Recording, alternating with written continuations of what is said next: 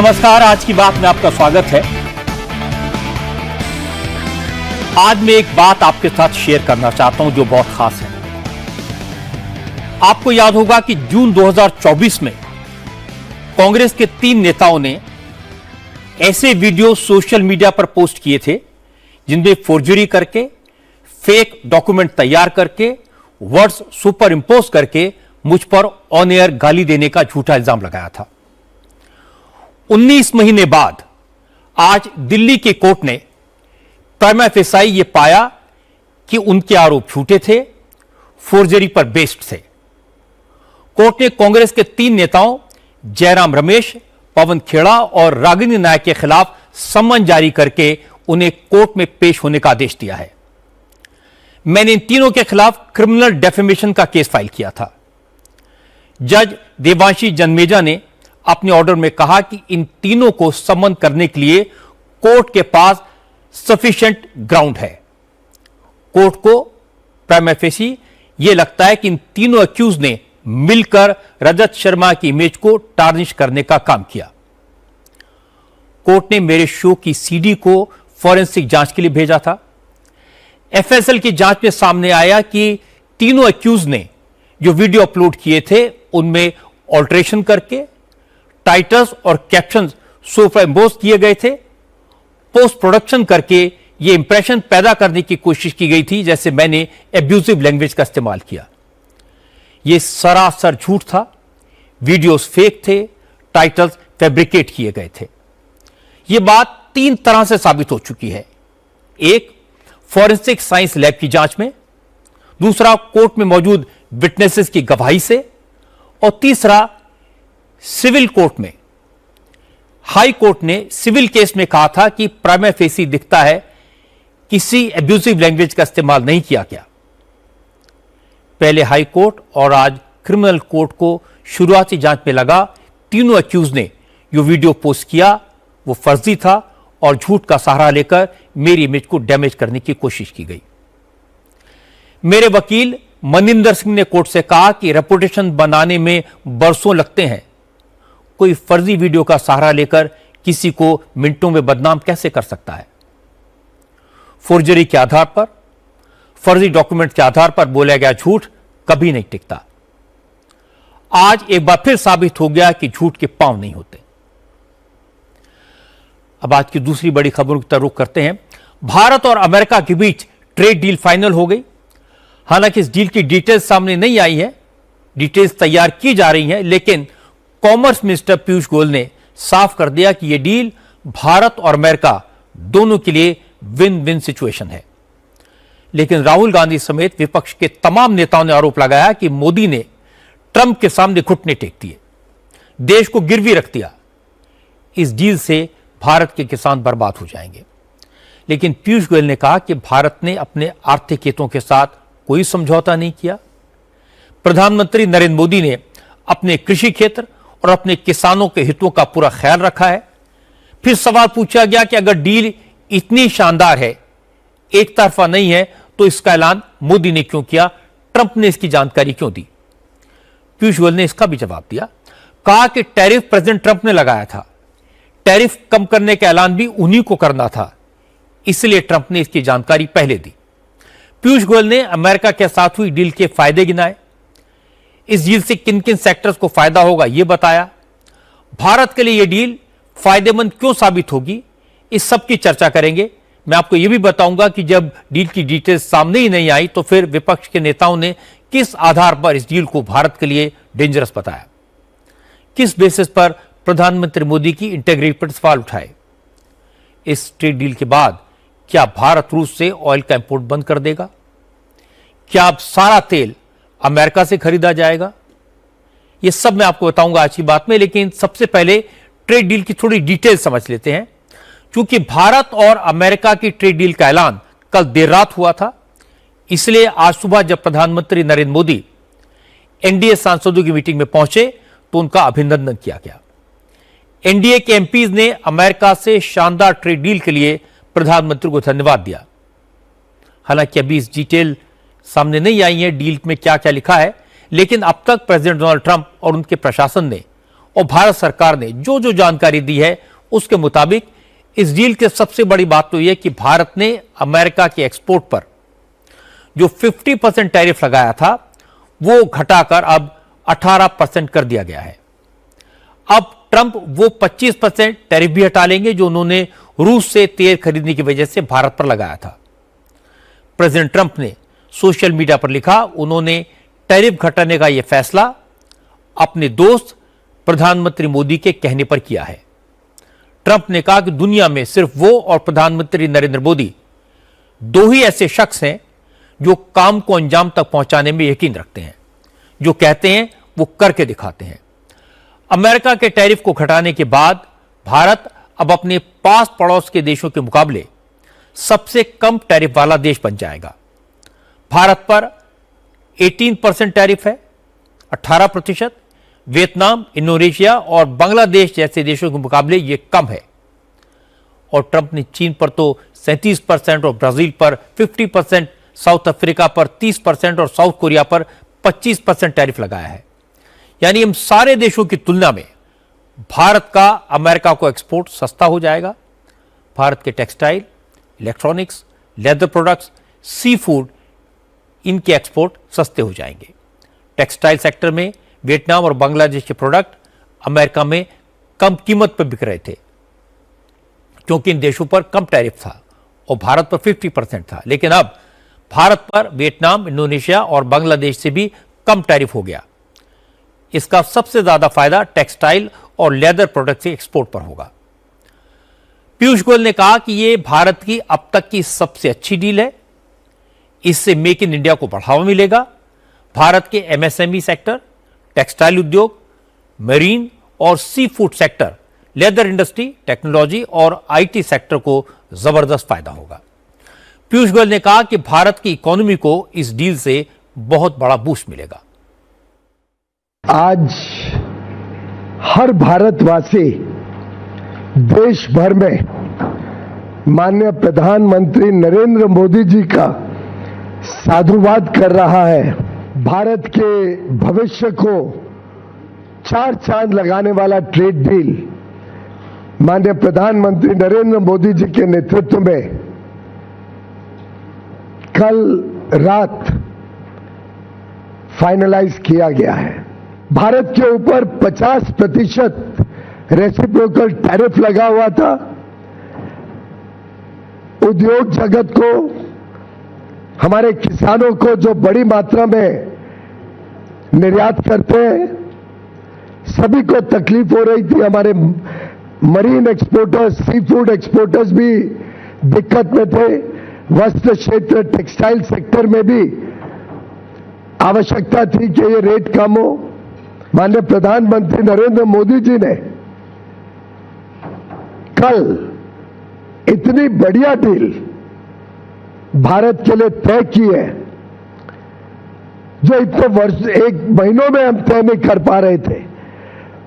उन्होंने अपने मित्रता के आधार पर भारत के हितों को प्राथमिकता देते हुए और भारत की तेज गति से बढ़ती हुई अर्थव्यवस्था को विश्व के सामने जिस प्रकार से पेश किया है, उसके चलते भारत को यह बढ़िया डील माननीय प्रधानमंत्री जी के नेतृत्व में मिली है। जो trade deal United states of America के साथ फाइनलाइज की है, वो हमारे सभी पड़ोसी, सभी आसपास के देश, सभी जो देश हमारे साथ स्पर्धा करते हैं, उन सभी देशों में सबसे बढ़िया डील भारत को मिली है। आप सबको, हम सबको मिली है, जो देशवासियों के उज्जवल भविष्य के लिए शुभ संकेत लाती है। जो लोग पीयूष गोयल की बात पर भरोसा नहीं करना चाहते, मैं उन्हें अमेरिका के एक्सपर्ट्स की बात सुनवा देता हूं। अमेरिका के जानकार कह रहे हैं कि भारत ने अमेरिका से बहुत बेहतर डील की है। ये दोनों देशों के आपसी संबंधों के लिहाज से और बाकी दुनिया के लिए भी बहुत अच्छी खबर है।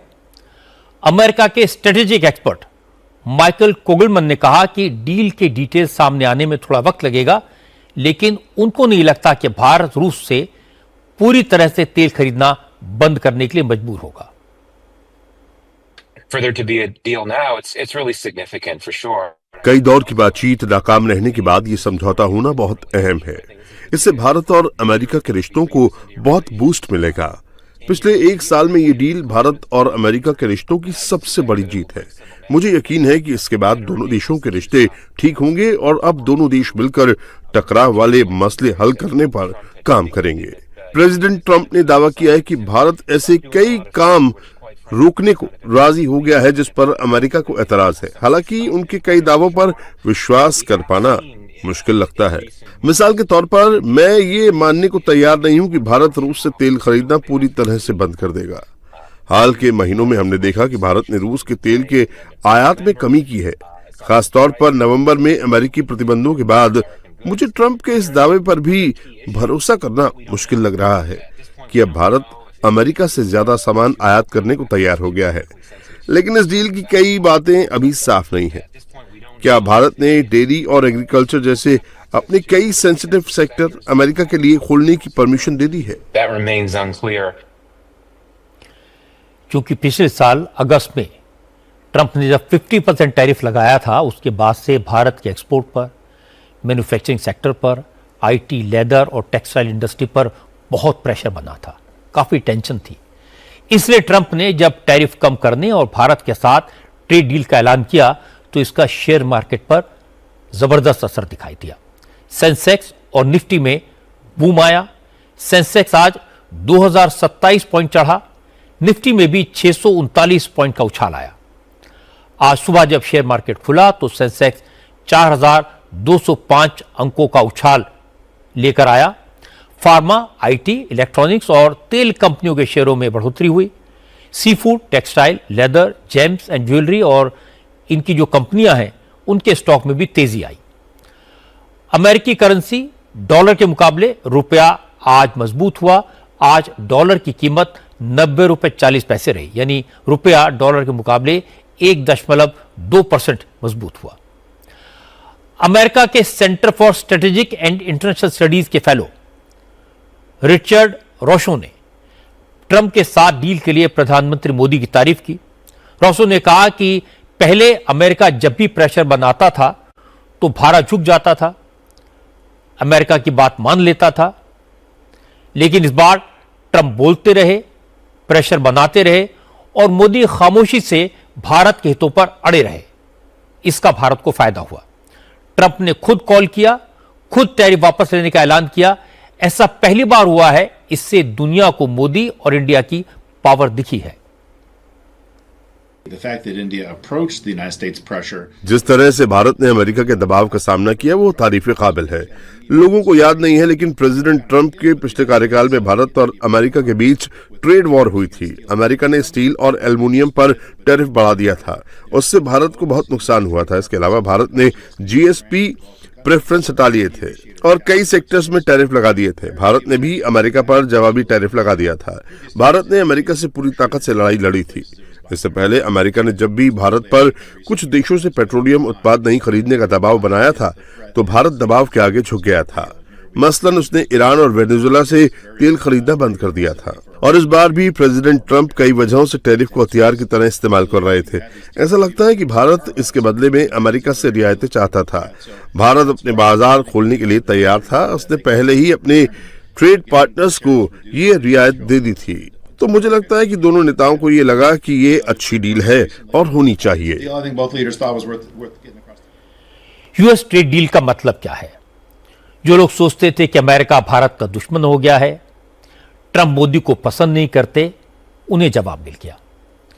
50% टैरिफ को डोनाल्ड ट्रंप अपने दुश्मन के लिए घटाकर 18% नहीं करेंगे।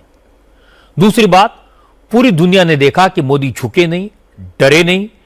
ट्रेड डील के लिए फोन भी ट्रंप ने किया, मोदी ने नहीं। और ट्रंप ने ही टैरिफ को कम करने का ऐलान किया। भारत इस बात पर अड़ा रहा कि कृषि उत्पादों को लेकर कोई समझौता नहीं होगा और कोई कॉम्प्रोमाइज नहीं हुआ। जहां तक ऑयल का सवाल है, भारत आज भी वहां से तेल खरीद सकता है जहां उसे बेस्ट प्राइस मिलेगा।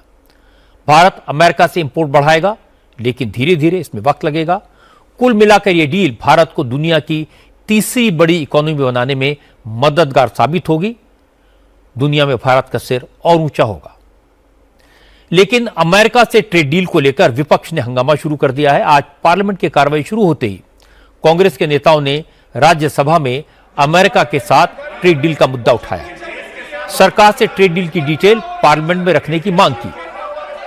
सदन के नेता जेपी नड्डा ने भरोसा दिया कि सरकार आज ही इस पर बयान देगी, लेकिन विपक्ष के नेता चाहते हैं तो सरकार चर्चा के लिए भी तैयार है। इसके बाद भी हंगामा जारी रहा और विपक्ष के नेताओं ने वॉकआउट कर दिया। कांग्रेस और दूसरे विपक्षी दलों के नेताओं ने दावा किया कि सरकार ने एग्रीकल्चर सेक्टर के दरवाजे अमेरिका के लिए खोल दिए हैं, किसानों के हितों के साथ समझौता कर लिया है, इसलिए सरकार ट्रेड डील की डिटेल्स को छुपा रही है। प्रधानमंत्री मोदी को देश के सामने सफाई देनी चाहिए। प्रियंका गांधी, रणदीप सिंह सुरजेवाला, संजय सिंह जैसे तमाम नेताओं ने इसी तरह की बातें कही। अलग अलग पार्टियों के नेताओं ने अमेरिका के साथ ट्रेड डील को अपने अपने मूड के हिसाब से डिफाइन किया। संजय राउत ने कहा सरकार ने गौतम अडानी को बचाने के लिए अमेरिका के साथ ट्रेड डील की है। जैसे कि आज पूरा विपक्ष राज्यसभा में वॉकआउट करके बाहर आया है। राष्ट्रहित का सौदा, किसानों के हितों का सौदा, जिस तरह से मोदी सरकार ने अमेरिका के साथ किया है, ट्रंप के साथ किया है, मुझे लगता है ये गौतम अडानी को बचाने के लिए ये ट्रेड डील किया है। ट्रेड डील में क्या हुआ है, एग्रीकल्चर सेक्टर पर क्या बात हुई है, क्या शर्तें हैं, ये भी सामने नहीं आई हैं, लेकिन संजय राउत ने करार दे दिया। समाजवादी पार्टी के नेता रामगोपाल यादव को भी इस डील के पीछे बड़ी साजिश नजर आई।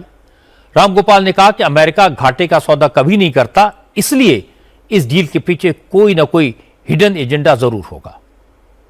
कोई न कोई इसमें हिडन एजेंडा जरूर होगा। हो सकता है हथियार खरीदने का हो सकता है रूस से तेल न लेने का हो। नहीं, वो तो उन्होंने कहा है कि भारत ने कहा है कि वो रूस से खरीदेंगे, डोनाल्ड ट्रंप ने कहा है। लेकिन ये कहाँ कहते हैं कि ये उससे सहमत हैं। लेकिन कोई न कोई हिडन एजेंडा है, वरना ऐसे नहीं होता। कौन सा वरना समझौता होता है, दस्तखत होते हैं, फाइलें, आप लोग सब फोटो वोटो चलते होंगे, होगी तो दिखाई नहीं पड़ा क्या हुआ है। This everything is secret, nothing is open.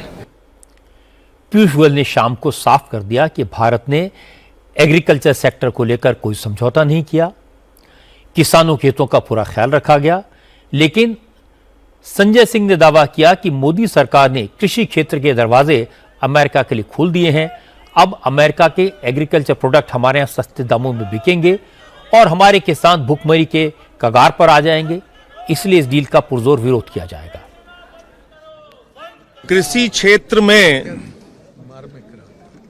बाजार खोलकर, अमेरिका का बाजार खोलकर भारत के करोड़ों किसानों के पीठ और पेट में छुरा मारने का काम नरेंद्र मोदी की सरकार ने किया है। यह समझौता हिंदुस्तान के करोड़ों किसानों के साथ विश्वासघात है। न सिर्फ करोड़ों किसानों के साथ, बल्कि अमेरिका का राष्ट्रपति कह रहा है कि अब हिंदुस्तान रूस से तेल नहीं खरीदेगा। यानी कि अमेरिका से अगर आप तेल खरीदेंगे तो महंगा तेल हिंदुस्तान के करोड़ों लोगों को खरीदना पड़ेगा। आपने दोहरी मार इस देश के लोगों को दी, विश्वासघात किया इस देश के लोगों के साथ। जिस कृषि क्षेत्र को हमेशा संरक्षित रखा गया कि भारत में बाहर का विदेशी सामान आकर, कृषि क्षेत्र का उत्पाद आकर सस्ते दामों में बिकने लगेगा तो हिंदुस्तान के किसान बर्बाद हो जाएंगे। आज नरेंद्र मोदी जी की सरकार ने उन करोड़ों किसानों के साथ धोखा करने का काम किया है, खेत कल्याण के साथ धोखा करने का काम किया है, अन्नदाता के साथ धोखा करने का काम किया है, और इसका पुरजोर विरोध सड़क से लेकर सदन तक हम लोग करेंगे। जब विपक्षी दलों ने एग्रीकल्चर पर सवाल उठाए तो पीयूष गोयल ने बताया कि अभी डिटेल्स सामने नहीं आई हैं, किस आधार पर यह इल्जाम लगाया जा सकता है, और उन्होंने एश्योर किया कि एग्रीकल्चर प्रोडक्ट से कोई कॉम्प्रोमाइज नहीं किया जाएगा। फिर यह पूछा गया कि आखिर इस डील का ऐलान डोनाल्ड ट्रंप ने क्यों किया, भारत ने क्यों नहीं किया, तो कॉमर्स मिनिस्टर ने बताया कि टैरिफ अमेरिका ने लगाया था, अमेरिका को ही टैरिफ हटाना था, तो इसका ऐलान भी वहीं से हुआ, इसमें कुछ गलत नहीं है। एक नेता ने पूछा, अमेरिकी अध्यक्ष ने, अमेरिका के राष्ट्रपति ने पहले क्यों ट्वीट किया? अरे भाई, रेसिप्रोकल टैरिफ तो अमेरिका ने लगाया था, अमेरिका ने रेसिप्रोकल टैरिफ कम करना था। तो जब उनको टैरिफ कम करना है और 50 से सीधा 18% इतना कम हुआ, तो उसकी जानकारी तो उधर से ही आएगी। स्वाभाविक है कि उनको टैरिफ कम करना है, तो उसकी जानकारी राष्ट्रपति माननीय डोनाल्ड ट्रंप जी देंगे। राहुल गांधी ने तो प्रधानमंत्री नरेंद्र मोदी की देश के प्रति निष्ठा पर ही सवाल उठा दिया। राहुल ने कहा कि प्राइम मिनिस्टर कॉम्प्रोमाइज्ड है, मोदी ने देश के हितों के साथ समझौता कर लिया है, इसलिए अमेरिका के साथ डील में सिर्फ किसानों की हित ही नहीं, पूरे देश को बेच दिया। हिंदुस्तान के जो किसान हैं, आप सब समझिए कि इस ट्रेड डील में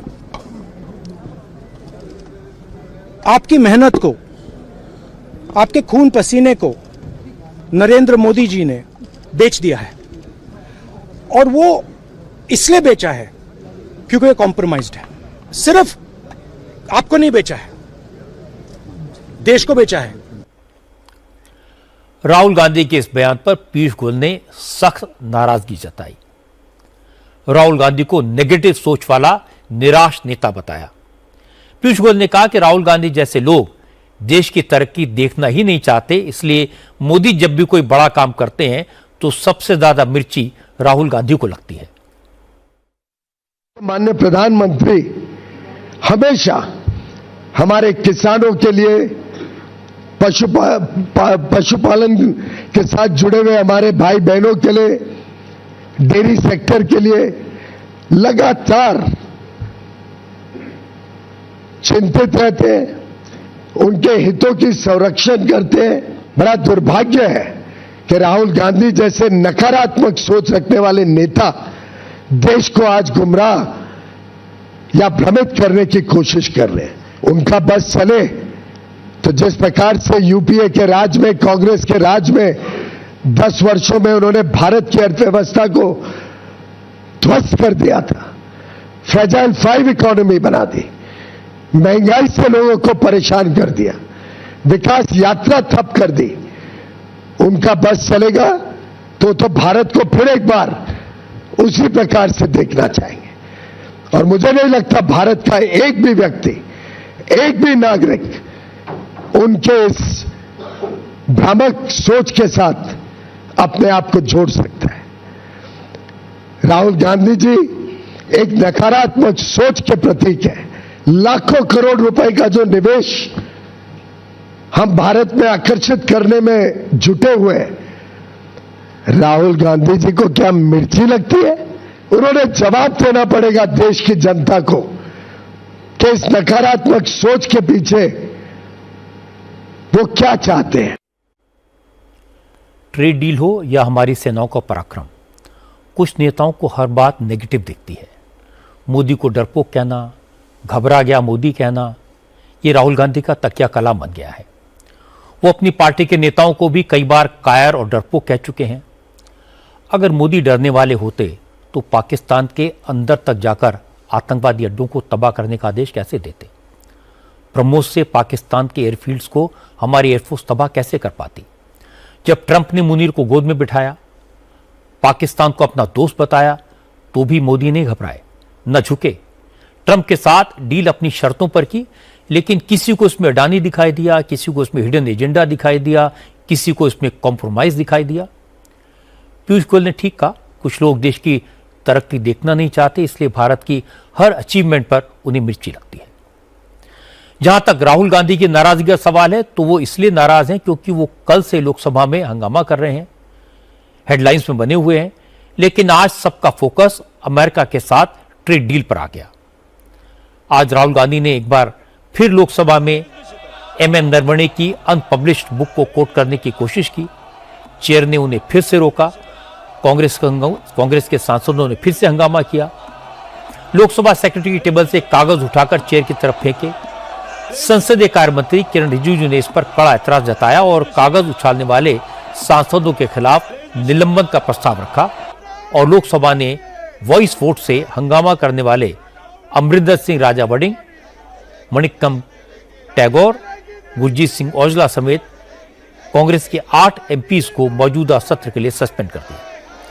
इसके बाद राहुल गांधी बाहर आए, कांग्रेस के एमपीज के साथ मिलकर प्रधानमंत्री मोदी के खिलाफ नारेबाजी की और मोदी पर घटिया इल्जाम लगाए। कहा कि लीडर ऑफ ऑपोजिशन है लेकिन सरकार उन्हें बोलने नहीं देती क्योंकि मोदी डरते हैं। इसी चक्कर में मोदी ने जल्दबाजी में अमेरिका के साथ डील की। मोदी जी घबराए हुए हैं। आपने देखा जो ट्रेड डील 4 महीने से रुकी हुई थी 4 महीने से कुछ बदला नहीं। किसी न किसी कारण, जो मैं जानता हूं नरेंद्र मोदी जानते हैं, नरेंद्र मोदी जी ने कल शाम उस डील को साइन कर दिया। नरेंद्र मोदी जी पर प्रेशर है, भयंकर प्रेशर है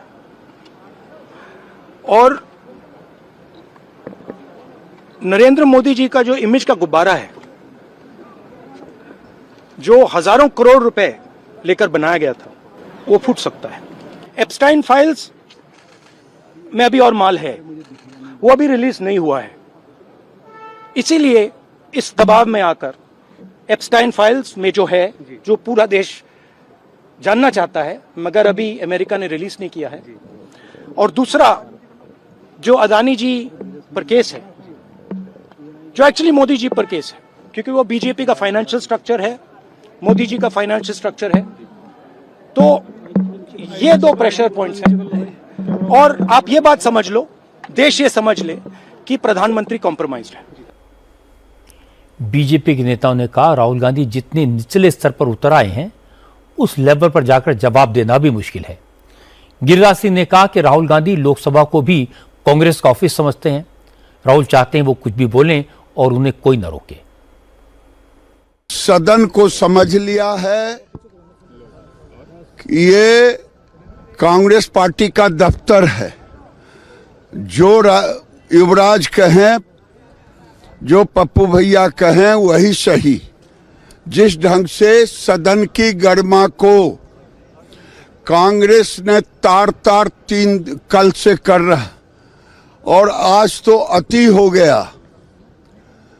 जो सदन के चेयर को ही नहीं, जनरल सेक्रेटरी के टेबल पर चढ़ करके डॉक्यूमेंट को फाड़ना, ये दुर्भाग्यपूर्ण रवैया है।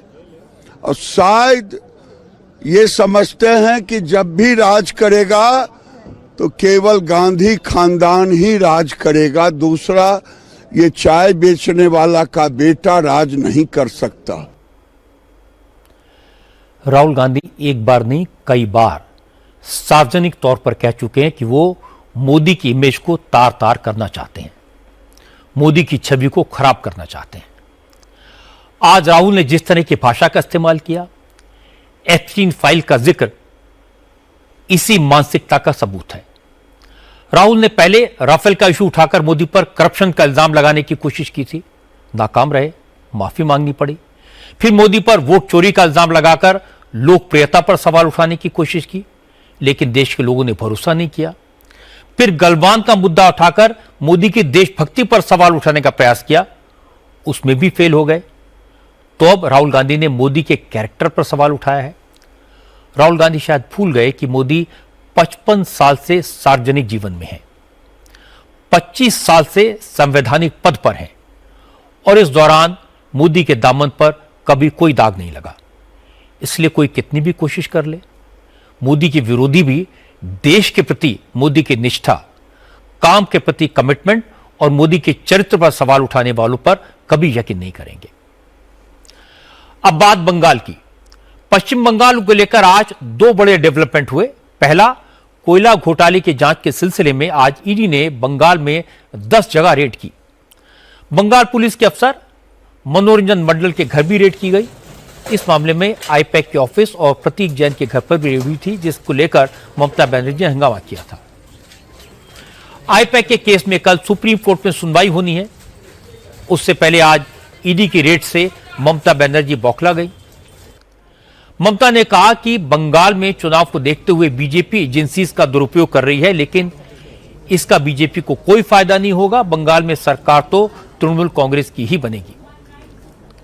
दूसरी बड़ी खबर यह आई कि कल एसआईआर के खिलाफ पिटीशन की सुनवाई के दौरान ममता बनर्जी खुद सुप्रीम कोर्ट में मौजूद रहेंगी। वैसे भी ममता बनर्जी पेशे से वकील हैं और इस बात की संभावना है कि ममता कल काला कोट पहनकर सुप्रीम कोर्ट में एसआईआर के सवाल पर खुद अपना पक्ष रखें। हालांकि ममता पिछले 2 दिन से दिल्ली में ही हैं। आज उन्होंने फिर इल्जाम लगाया कि इलेक्शन कमीशन बीजेपी के इशारे पर काम कर रहा है, बंगाल में बीजेपी को जिताने की कोशिश कर रहा है। ममता ने कहा कि इस साल जिन 4 बड़े राज्यों में चुनाव होने हैं, इनमें से तमिलनाडु, केरल और पश्चिम बंगाल में बीजेपी की सरकार नहीं है, इसलिए इन तीनों स्टेट्स में एसआईआर हो रहा है, लेकिन बीजेपी की सरकार है। चुनाव आयोग को वहां एसआईआर की जरूरत महसूस नहीं होती। आज तृणमूल कांग्रेस के सांसद कल्याण बनर्जी ने कहा कि उनकी party chief election commissioner Gyanesh Kumar के खिलाफ इंपीचमेंट मोशन लाने पर विचार कर रही है। जब इसके बारे में ममता बनर्जी से पूछा गया तो उन्होंने कहा, अगर कांग्रेस मुख्य चुनाव आयुक्त के खिलाफ महाभियोग प्रस्ताव लाती है तो तृणमूल कांग्रेस इसका समर्थन कर सकती है। रणनीति तो हम बताएंगे, हम फील्ड छोड़ेंगे नहीं, हम एक भी इंच जमीन नहीं छोड़ेंगे। अगर वो निकाल भी दे, हमारा तो भरोसा है जस्टिस मिलेगा। अगर नहीं मिलेगा तो तब सोचा जाएगा कैसे करेंगे, लेकिन बीजेपी नहीं आएंगे बंगाल में। Peoples hate BJP. देखिए, अगर आपका रुपया से 20 रुपया काट लिया तो आपको तो प्रभाव होता है, लेकिन वो 20 रुपया जो काट लेगा ना, अगर आप कोई ट्यूशन कर लेगा तो उसको आपको आ जाएगा, और बीजेपी का लोगों ने हमको वोट दे देंगे। देखिए, अगर कोई चीज जेन्युइन होता है, प्रैक्टिकल होता है, जनता का हित में होता है, हम भी चाहते हैं उसका इम्पीचमेंट हो। नंबर हमारा नहीं है, लेकिन इम्पीचमेंट भी हो सकता है ना, परमिशन तो है, रिकॉर्ड तो हो जाएगा। अगर ऐसा कुछ वो करते हैं तो हम भी हमारा पार्टी को एमपीस को कॉन्फिडेंस में लेके डिस्कस करके, हम लोग तो जब कोई पब्लिक इंटरेस्ट में होता है हम सब इकट्ठा होकर ही काम करते हैं, उसमें हमारा कोई एतराज नहीं है। ममता बनर्जी एसआईआर के खिलाफ जो कर सकती हैं वो कर रही हैं। वो सुप्रीम कोर्ट में पिटीशन फाइल कर चुकी हैं, चुनाव आयोग से मिलकर अपनी नाराजगी जता चुकी हैं और अब पश्चिम बंगाल असेंबली में एसआईआर के खिलाफ प्रस्ताव पारित करवाएंगी। 6 फरवरी को असेंबली में इस पर चर्चा होनी है, लेकिन विधानसभा में नेता विपक्ष शुभेंदु अधिकारी ने कहा कि ये सारा ड्रामा ममता अपने वोट बैंक को खुश करने के लिए कर रही हैं, लेकिन इसका कोई फायदा नहीं होगा क्योंकि एसआईआर होकर रहेगा और वोटर लिस्ट से घुसपैठियों के नाम हटकर रहेंगे। ये 169 में जो डिस्कशन है, इसका कोई लीगल लोकल स्टैंडिंग नहीं है। इसमें एसआईआर में कोई इफेक्ट भी नहीं होगा। काल जो दिल्ली में किया वो सीधा ड्रामा था। अब सुन लीजिए, इलेक्शन कमीशन पहले मुख्यमंत्री जो क्वेश्चन किया, जो 6 टाइम लेटर लिखा है, आंसर नहीं मिला है, आंसर नहीं मिलेगा। चीफ मिनिस्टर का पैड यूज करने से कोई उत्तर नहीं मिलता है। एआईटीसी का, टीएमसी का, ए रीजनल पार्टी, उनका पैड यूज करने बोलिए, रिप्लाई मिल जाएगा। चीफ मिनिस्टर का लेटर का उत्तर इलेक्शन कमीशन ऑफ इंडिया नहीं दे सकता है। पॉलिटिकल पार्टी का कोई डिमांड, कोई सजेशन, कोई क्वेरीज का उत्तर देने के लिए इलेक्शन कमीशन उनको ड्यूटी बाउंड है। Second, Mamata Banerjee election commission में जब पहले खत भेजा थी तब कॉरेस्पोंडेंट के लिए गौतम सन्नल का मोबाइल फोन दिया। इलेक्शन कमीशन उनको तुरंत बताया, ये प्रिंसिपल सेक्रेटरी चीफ मिनिस्टर का नंबर नहीं दे सकते हैं आप। तब नंबर चेंज किया। इसका भी नवान्न से पूरा डॉक्यूमेंट मेरा पास है, जरूरत होगा तो डिस्क्लोज कर दूंगा। इसलिए ये सब कोई फायदा होने वाला नहीं। ममता बनर्जी की ताकत उनकी पब्लिक सपोर्ट है, उनकी पार्टी का संगठन है, इसलिए वो हर इशू को जनता के बीच ले जाती हैं। आपको याद होगा कोलकाता के पुलिस कमिश्नर के खिलाफ जब एक्शन हुआ था तो वो धरने पर बैठ गई थी। जब आईपैक पर ईडी की रेड हुई तो ममता खुद मौके पर पहुंच गई, वहां से फाइलें लेकर चली गई और ईडी के अफसर देखते रह गए। अब एसआईआर का केस सुप्रीम कोर्ट में है। अगर इस मामले में ममता कल सुप्रीम कोर्ट पहुंच जाती हैं, खुद बहस करती हैं, तो किसी को हैरानी नहीं होनी चाहिए, क्योंकि ममता इस इशू को इलेक्शन का मुद्दा बना रही हैं और इसको पब्लिक इशू बनाने में अभी तक तो वो कामयाब है। कुछ दिन पहले अखिलेश यादव ने कोलकाता में ममता बनर्जी से मुलाकात की थी। इसके बाद एसआईआर के मुद्दे पर अखिलेश का रुख बदला है। उन्होंने भी बीजेपी पर हमला शुरू कर दिया है। आज अखिलेश यादव ने भी फॉर्म 7 को इशू बनाया। उन्होंने आरोप लगाया कि फॉर्म 7 के जरिए बीजेपी बड़ी संख्या में मुसलमानों और पीडीए के वोट काटने की साजिश रच रही है। एक ही व्यक्ति के नाम से 100 शिकायतें दर्ज कराई जा रही हैं। कई केस तो ऐसे लोगों के दस्तखत करके फॉर्म 7 जमा किए गए हैं जो अनपढ़ हैं, अंगूठा छाप हैं, उन्हें साइन करना ही नहीं आता।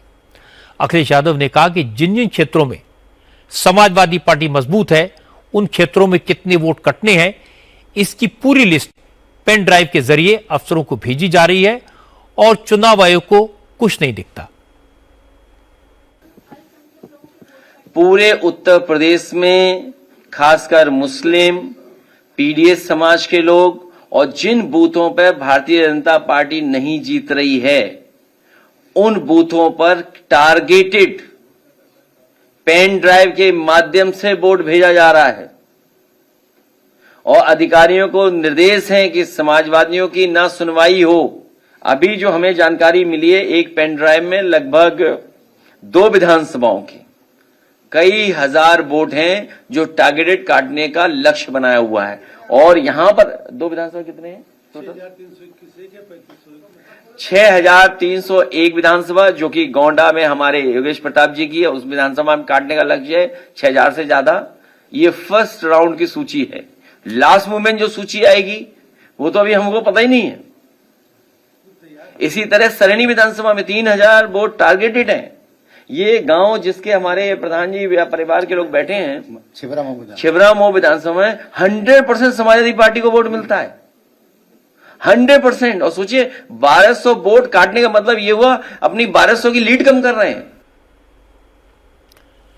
अखिलेश ने डिमांड की है कि अब तक जमा सारे फॉर्म 7 निरस्त होने चाहिए, पुराने भरे गए सभी फॉर्म 7 की जांच होनी चाहिए और सीसीटीवी फुटेज की जांच करके उन लोगों की पहचान होनी चाहिए जिन लोगों ने ये फॉर्म जमा किए।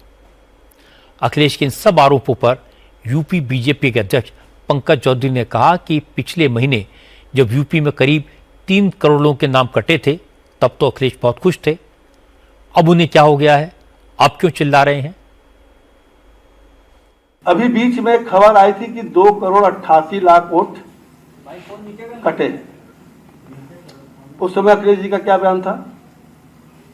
बहुत प्रसन्नता व्यक्त कर रहे थे वो कि 70-75 हजार वोट भारतीय जनता पार्टी के सभी विधानसभाओं से कट गए। उस समय तो प्रसन्नता व्यक्त कर रहे थे। और ये काम कोई भारतीय जनता पार्टी का काम नहीं है, चुनाव आयोग का काम है। और चुनाव एसआईआर जो आया हुआ है ये चुनाव के वोटर लिस्ट को शुद्धिकरण के लिए आया है। अगर ऐसा कोई शिकायत है तो कोई चुनाव आयोग के पास शिकायत करना चाहिए। अगर अखिलेश यादव के पास इस बात के सबूत हैं कि फॉर्म 7 का गलत इस्तेमाल हो रहा है तो उन्हें ये सबूत चुनाव आयोग के सामने रखने चाहिए। अगर चुनाव आयोग पर भरोसा नहीं है तो उन्हें कोर्ट जाना चाहिए।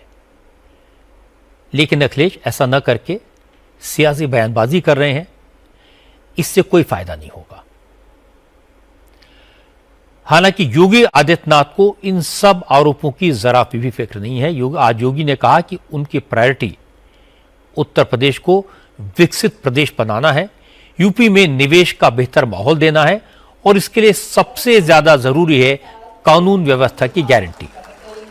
वो इसी काम में लगे हैं। क्योंकि यूपी में अपराधियों के एनकाउंटर हो रहे हैं, इस पर विरोधी दलों के नेता सवाल उठाते हैं। आज योगी ने ऐसे सवालों का जवाब दिया।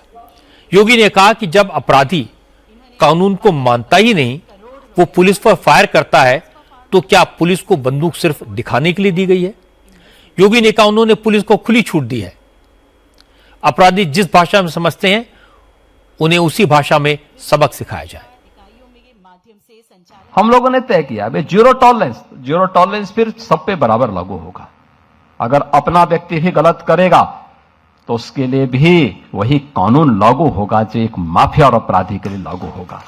कोई अपना पराया नहीं होगा। प्रयास तो किया कि कानून के दायरे में रह करके करे, लेकिन बहुत बार होता है, आप भी इस बात को समझते होंगे, भाई अगर सामने वाला व्यक्ति कानून से भयभीत नहीं है तो फिर उसको कानून के दायरे में ला करके कानून की भाषा समझाना तो फिर तात्कालिक परिस्थिति हो जाती है। बहुत बार लोग टिप्पणी करते हैं कि पुलिस ने गोली क्यों मार दी। अगर पुलिस गोली ना मारी तो क्या पुलिस गोली खाए? ये दोनों काम एक साथ नहीं चल सकते। अगर उस अपराधी को गोली चलाने की स्वतंत्रता है तो पुलिस के पास भी हमने इसलिए पिस्तौल दी है कि वह भी उसके सामने उसका मुकाबला करे। उसका प्रशिक्षण इसी बात को लेकर के हो रखा है और उसको जिस भाषा में समझे उस भाषा में उसको समझाने का काम करे। और उस भाषा में जब समझाया गया, आपने देखा होगा पिछले 9 वर्ष में बड़े बड़े पर्व और त्योहार हो रहे हैं, सारे सकुशल संपन्न हो रहे हैं।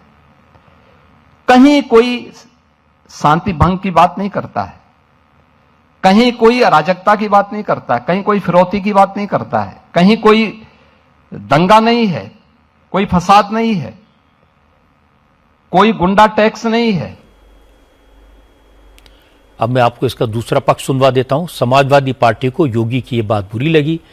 रविदास मेहरोत्रा ने कहा कि कानून व्यवस्था के नाम पर फेक एनकाउंटर करना भी गुनाह है। हकीकत यह, अगर योगी की पुलिस हर जिले के टॉप अपराधी की लिस्ट निकालेगी तो ज्यादातर अपराधी बीजेपी के नेता ही निकलेंगे। फिर बीजेपी के नेताओं के खिलाफ एक्शन क्यों नहीं होता? पुलिस सही अपराधियों को मारा होता तो फिर अपराध क्यों हो रहे होते? फिर इतने अपराधी आज अपराध क्यों कर रहे होते? और अगर प्रदेश के मुख्यमंत्री में साहस है तो उत्तर प्रदेश में 75 जो सबसे बड़े माफिया हैं, जिनके ऊपर हत्या, बलात्कार, डकैती, अपहरण, लूट के मुकदमे दर्ज हैं, उनकी लिस्ट जारी कर दे तो पूरा प्रदेश जान जाएगा कि 75 अपराधी भारतीय जनता पार्टी के नेता हैं। हाई कोर्ट ने डीजी पुलिस और होम सेक्रेटरी को तलब किया है और ये कहा है कि प्रदेश में फर्जी इनकाउंटर हुए हैं। इससे पहले कभी भी हाई कोर्ट ने किसी भी सरकार को ऐसा टिप्पणी नहीं करने का काम किया है। अब ये बात तो सबको दिखाई दे रही है कि योगी ने पुलिस को खुली छूट दे रखी है। योगी के राज में 260 अपराधी एनकाउंटर में मारे जा चुके हैं। 10,000 से ज्यादा हाफ एनकाउंटर हुए हैं। लेकिन इसके साथ साथ यह भी सच है कि पिछले 8 साल में 32,000 से ज्यादा अपराधियों को जेल भेजा गया है। 4,000 करोड़ से ज्यादा की प्रॉपर्टी को माफिया के कब्जे से छुड़ाया गया है। इसका असर यूपी के अपराध ग्राफ पर दिखाई दिया है। 2016 की तुलना में डकैती में 90%, लूट में 84% की कमी आई है। मर्डर्स की वारदात 46% कम हुई है। फिरौती के लिए किडनैपिंग में 58% की कमी आई है। इसलिए विरोधी कुछ भी कहें, योगी पर कोई फर्क नहीं पड़ता, क्योंकि उत्तर प्रदेश की जनता इस बात को महसूस करती है और विरोधी भी मानते हैं कि योगी के राज में लॉ एंड ऑर्डर इंप्रूव हुआ है। अब बिहार के लोगों के लिए एक अच्छी खबर आपको बता दूं, बिहार में भी बुलेट ट्रेन चलेगी। यह जानकारी रेल मंत्री अश्विनी वैष्णव ने दी है। असल में आज Mumbai Ahmedabad bullet train project ने एक और माइलस्टोन अचीव कर लिया। आज महाराष्ट्र के पालघर में माउंटेन टनल की खुदाई पूरी हो गई। MT5 tunnel bullet train project के लिए सबसे बड़ा चैलेंज था, लेकिन प्रोजेक्ट में लगी टीम ने सफलतापूर्वक इसकी खुदाई पूरी कर ली।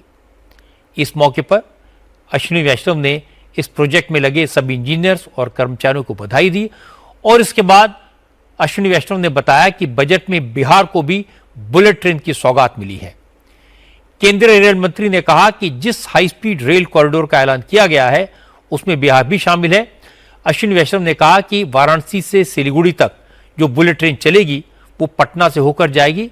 ये बुलेट ट्रेन बिहार के लिए गेम चेंजर साबित होगी। वाराणसी से सिलीगुड़ी तक का सफर सिर्फ 2 घंटे 55 मिनट में पूरा हो जाएगा। अभी इसके सफर में 12 घंटे से ज्यादा का वक्त लगता है। वैष्णव ने कहा कि दूसरा कॉरिडोर वाराणसी से दिल्ली के बीच बन रहा है, इसलिए बिहार की कनेक्टिविटी दिल्ली से और ज्यादा मजबूत हो जाएगी। बिहार में पहली बुलेट ट्रेन चलेगी जो कि वाराणसी से पटना होते हुए सिलीगुड़ी जाएगी। बिहार में पहली बुलेट ट्रेन वाराणसी से पटना होते हुए सिलीगुड़ी जाएगी। ये बिहार के लिए बहुत बड़ा गेम चेंजर होगा। बिहार की इकोनॉमिक एक्टिविटी में इससे लाभ होगा। और आप देखें तो समय की कितनी बचत होगी। वाराणसी से सिलीगुड़ी मात्र 2 घंटे 55 मिनट में पहुंचा जा सकेगा और दिल्ली से भी कनेक्टिविटी इसकी हो जाएगी, क्योंकि दिल्ली से वाराणसी और वाराणसी से सिलीगुड़ी वाया पटना, तो ये पूरा एक हाई स्पीड कॉरिडोर बनेगा जो कि नॉर्थ इंडिया के लिए बहुत ही एक बड़ी इकोनॉमिक कॉरिडोर की भूमिका अदा करेगा। जब अश्विनी वैष्णव ने यह ऐलान किया कि बिहार में भी बुलेट ट्रेन चलेगी तो लोगों को यकीन नहीं हुआ। बिहार में लोगों ने ट्रेन की जो हालत देखी है, जिस तरह से डब्बे फुल होते हैं, जिस तरह से प्लेटफॉर्म पर भीड़ होती है, उसको देखते हुए बिहार में बुलेट ट्रेन चलेगी इसकी कल्पना करना भी मुश्किल है।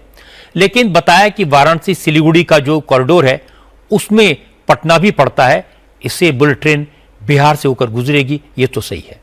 आज महाराष्ट्र के नांदेड़ से जो खबर आई है वो सुनकर आपके रोंगटे खड़े हो जाएंगे। नांदेड़ में सरपंच का चुनाव लड़ने के लिए एक शख्स ने अपनी बेटी की हत्या कर दी। इस शख्स का नाम कोडामंगल पांडुरंग है।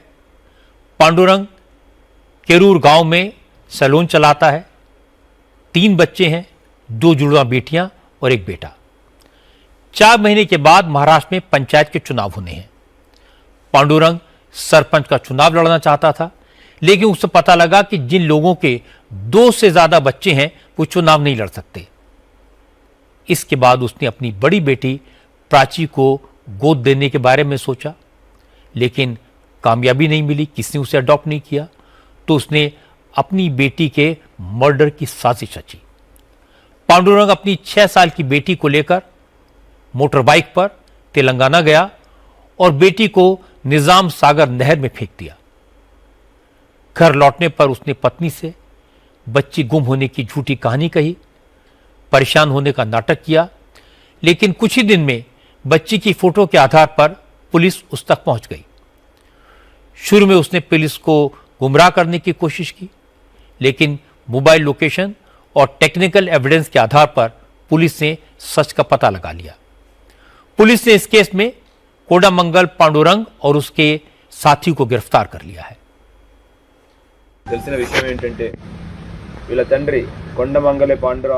बच्ची के पिता का नाम कोडामंगल पांडुरंग है। इसके 3 बच्चे हैं। ये केरूर गांव में विराट नाम से सैलून चलाता है। गांव का सरपंच गणेश इसके सैलून का रेगुलर कस्टमर है। पांडुरंग ने निकाय चुनाव लड़ने की इच्छा जताई तो गणेश ने उसे नियमों का हवाला दिया और बताया कि 2 से ज्यादा बच्चे वाले लोग चुनाव नहीं लड़ सकते हैं। पांडुरंग ने पुणे कॉर्पोरेशन जाकर नियम पता किया। इस वजह से उसने अपनी 6 साल की बच्ची प्राची को मारने का फैसला किया। अपने गांव से 2 व्हीलर पर बच्ची को लेकर निजामाबाद गया और अंबम इलाके के पास निजाम सागर कैनाल में उसे डुबोकर उसकी हत्या कर दी। इस बात पर यकीन करना भी मुश्किल है कि कोई शख्स चुनाव लड़ने के लिए अपने बच्ची का कत्ल कर सकता है। ये मामला इस बात का सबूत है कि हमारे समाज में ऐसे लोग भी हैं जो राजनीतिक मकसद के लिए किसी भी हद तक गिर सकते हैं, हैवान बन सकते हैं, कातिल बन सकते हैं। अगर पिता अपनी बेटी का खून करेगा तो रिश्तों पर कौन यकीन करेगा। अब मैं आपको बताता हूं लंदन के बढ़ते क्राइम के बारे में। जो लंदन एक समय दुनिया का सबसे सुरक्षित शहर था, वहां अपराधी इस कदर बेलगाम हो गए हैं कि बड़े बड़े लोग लंदन में अनसेफ फील करने लगे हैं। और इसका बड़ा उदाहरण मिला हॉलीवुड के मेगा स्टार टॉम क्रूज ने क्रिमिनल्स के डर से लंदन में अपना घर खाली कर दिया, छोड़ दिया। टॉम क्रूज यहां के सबसे पॉश इलाके नाइट्स ब्रिज में वन हाइट पार्क सोसाइटी में रहते हैं। इस सोसाइटी में एक फ्लैट की कीमत 500 करोड़ रुपए से ज्यादा है। पिछले दिनों लंदन के नाइट्स ब्रिज में दिन दहाड़े रोलेक्स के शोरूम को लूट लिया गया था। कुल्हाड़ी और बंदूक लेकर पहुंचे लुटेरों ने बिना किसी खौफ के रोलेक्स के शोरूम पर हमला किया, खिड़कियां तोड़ी, शोरूम में घुसे और करोड़ों की घड़ियां लूटकर आराम से भाग गए।